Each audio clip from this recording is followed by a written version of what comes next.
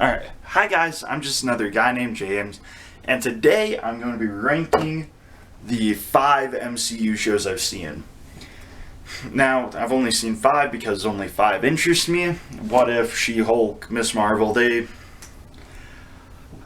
just don't interest me. Maybe I'll go more into that later, but for now, we're just gonna kind of hop straight into the ranking. This ranking is going to be mostly based off of my opinion. So if you disagree, cool. If you don't, even cooler. Now, there are some measures of objectively this was a poor decision when it comes to making of the show. But I digress. So let's go straight in with 5th place, which is, to me, the worst MCU TV show. And that is, of course, Falcon and Winter Soldier. Anyone who's been watching my channel for a while is not surprised. I made a whole video discussing why I did not like this show. And if you want to watch that, the link is actually down in the description. But I'll go into a few of the reasons here. So, overall, I thought the villain was incredibly weak. I did not like the villain at all. And I thought the character arcs were also weak. Falcon and Winter Soldier, your title characters, were both their stories were both kind of boring to follow, and it was really hard to want to follow them. Especially when it felt like, oh, their personal character arcs are taking away from the superhero story that I wanted to see. And one of my biggest problems with the show actually stems from the character of John Walker. Because we, the audience, are supposed to view John Walker as this terrible, this evil person from the minute we see him because he's the new Captain America.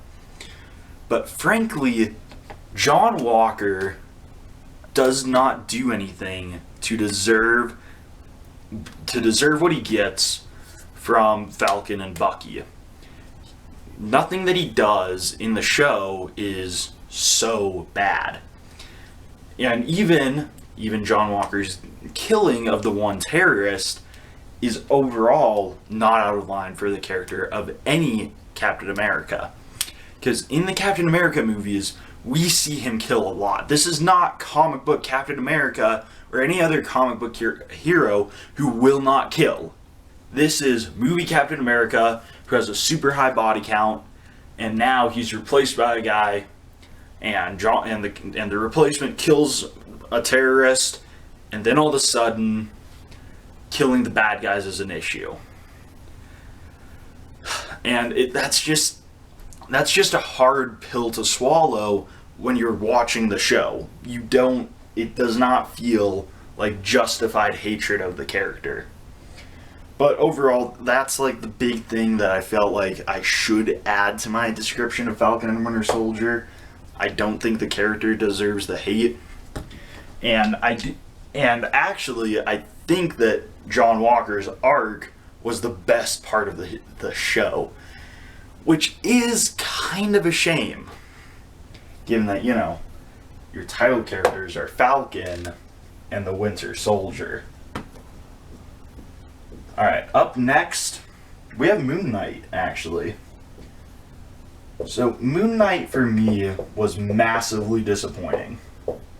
Because my main reference for Moon Knight, just to start off, is West Coast Avengers. And in the West Coast Avengers, Khonshu directly possesses Moon Knight. But Moon Knight, by the way, is not a character with superpowers. And that was something that I was borderline yelling at the TV the whole time. Why is Moon Knight bulletproof? Why can he fly through the night like a bat? Why can he do all of these things? It just did not make sense from a storytelling standpoint. Because it also removed all stakes for the safety of the character. And so for me, that was something that from the standpoint of this being a character who I knew, who I was familiar with, it was really hard for me to accept how different he was. And it wasn't, minor differences either. It was his entire ability set has changed. It would be like it would be a lot like giving Batman all these magical powers for no reason. So that's kind of where I'm coming from. Overall, the story could have been saved if it weren't for the finale. Because throughout the story so Moon Knight has split personalities. He has Mark Spector and he has Stephen Grant. And Mark Spector is Moon Knight. Yet for most of the show, we follow Stephen Grant, who is boring as sin and who is annoying as a character. So we spend most of the show following this annoying, bratty character, and by the way, whenever the action looks like it's about to start, he passes out, and for some reason the audience goes with him, so we never get to see a great Moon Knight fight scene. And, that's fine throughout most of the show, because you get the sense that it's building up to something. But then they do it again in the finale, and you just walk away feeling like, man, I just got robbed. But yeah, I don't know. So that's a problem that I had with Moon Knight, and it also kind of had a weaker villain. But one of the better ones in the shows, actually, because these MCU shows, the Disney Plus ones, have super weak villains. And there aren't many exceptions to that yet. So yeah, to me, that Moon Knight's the second worst of the ones I've seen. Next up comes Loki.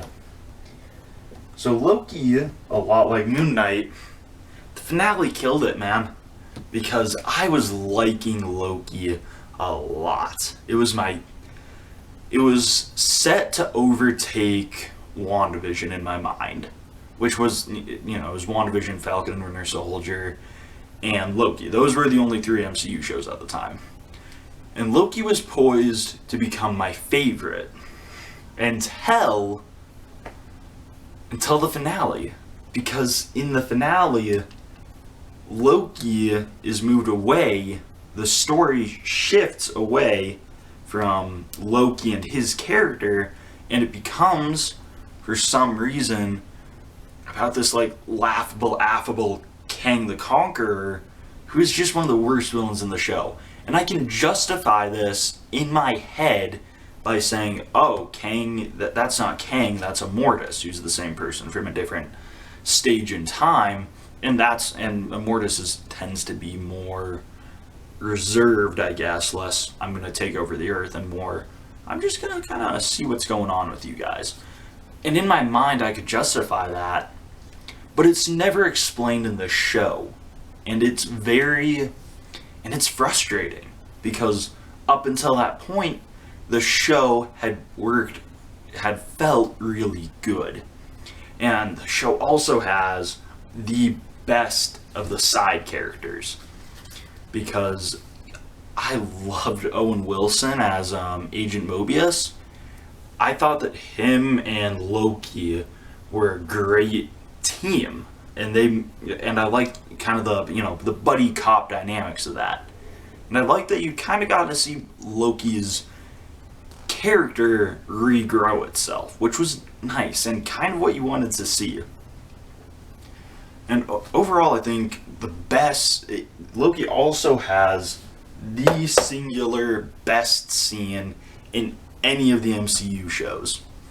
And that's when old Loki in the time after times or whatever, when old Loki resurrects Asgard to destroy the cloud dragon monster demon, the guardian of Kang, I guess.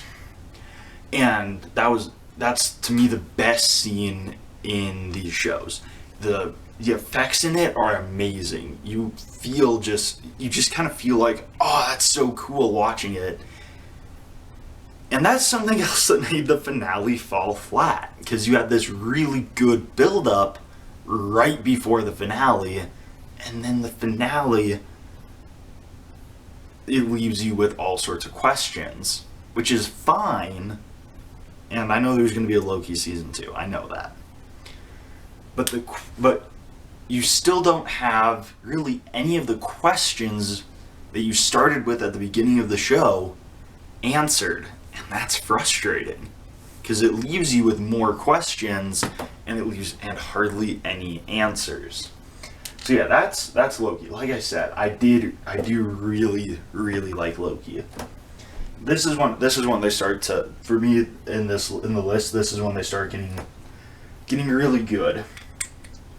So next up is definitely gonna be WandaVision.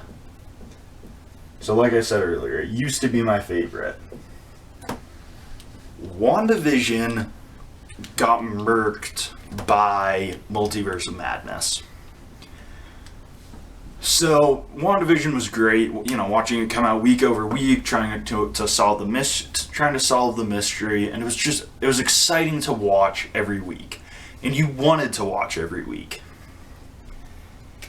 And my problem with WandaVision now is Scarlet Witch's character arc is, for no good reason, reversed at the end of the show, and even more so in Doctor Strange Multiverse of Madness.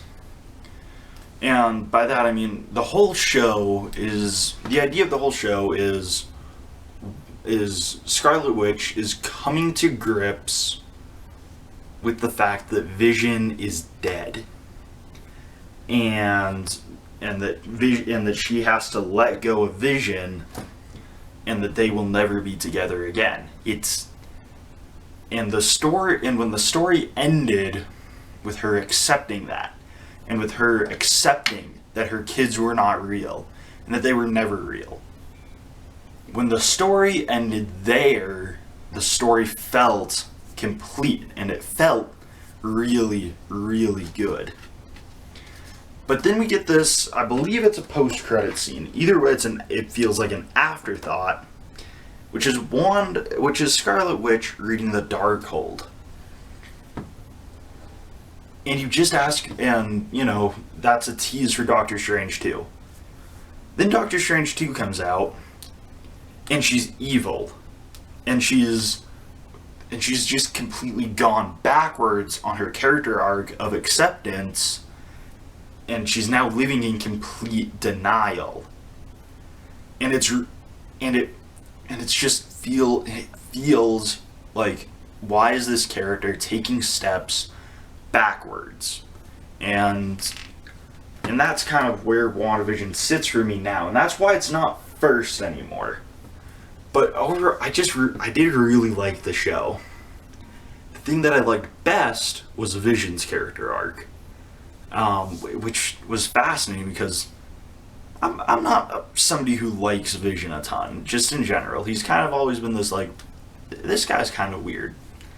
To me, he's always just been a weird superhero, weird inclusion in the Avengers. But in the show, I really liked him. And, he's trying to solve the mystery, and he's trying to get out of the town and all that, and it's really good. And I love the way that his character kind of ended, where, at the end of the show, they send in White Vision to see what's going on, and White Vision and Green Vision, they have they're fighting for a little bit, but then they ended up having a philosophical debate, which is how they come to grips with who they are, and how their story arc ends. It ends with White Vision flying away, and Normal Vision and Green Vision is killed at the end of the show when Wanda undoes her magic. And overall, I just think that especially the visual of Vision and Vision having a debate in the library, I think it's a very in-character way to end that story, and I really, really liked it. To me, it just kind of made sense. So that leaves us at number 1, Hawkeye. Hawkeye it was just fun. It was so much fun to watch, just week over week. And yeah, I really liked it. You know, it introduced two new characters. Three, actually. So you have Yelena Belova, who, because I had not seen Black Widow before I saw Hawkeye, and honestly I wouldn't recommend seeing Black Widow. Hawkeye's a lot better. But I really liked Yelena Belova in Hawkeye. She was just a fun inclusion in the show. And kind of as a antagonist, but also a friend. And I liked that idea a lot. And so Kate Bishop is the sort of the main character of the show. She's the young, up-and-coming archer who wants to be Hawkeye. And this is a character that I was expecting to hate. But I really liked that character. And one of the big reasons is she was not a Mary Sue. They fully would let her fail. And, you know, you watch the first episode and it starts with her, like, you know, all of her medals and all of her accolades. And you're like, oh, dang, she's not going to be able to do anything wrong, is she? And then, as the show goes on, she's actually allowed to fail and grow from those failures. And overall, I think that's a really important part of a character arc. Now, the last character is, I think, the weakest part of this show, and that's Echo. Echo did not interest me in the slightest. Her story just really bored me, honestly. I didn't like it. I didn't like that, you know, they tried to make this whole she's deaf and Hawkeye's deaf, so they're the same. I didn't like that they tried to make that correlation. Or not that they're the same, but that they're similar. That was not a character that I especially cared about. It was a character that I felt like should have faced consequences for her actions. But that's enough about Echo. We're going to move on to the main character, Hawkeye. I loved Hawkeye's character arc in this show. It was really cool. It's just a lot of fun to see him, you know, kind of taking on this role as the kind of the crotchety old man, I don't want to get involved with these kids type of deal. I really liked it. And honestly, bringing in Kingpin to be the sort of final villain of the show, that was amazing. I loved that. That was so cool. And again, I just really liked that, you know, they brought Kingpin in. I love Kingpin. Kingpin's really cool to me. But yeah, that was awesome. And really the last thing I want to talk about with Hawkeye, the setting. Man, the setting was so good. It's New York at Christmas time, and it's, you know, it gives you a lot of Christmas spirit, but it's not a Christmas show. And it's really cool. Because, you know, it's not, okay, everybody, let's sit down around the Christmas tree on Christmas morning and watch Hawkeye, let's do it. But it also just gives us such a pleasant look and feeling to the show. And I don't know, it just really suits it well. But yeah, that's my thoughts on Hawkeye, and honestly on all of these shows. And yeah, if, you know, maybe someday I'll watch, you know, Miss Marvel or She-Hulk, but I'm never watching What If. I do not like the animation. It just really bugs me. I don't think it looks good. But other than that, I think that's it.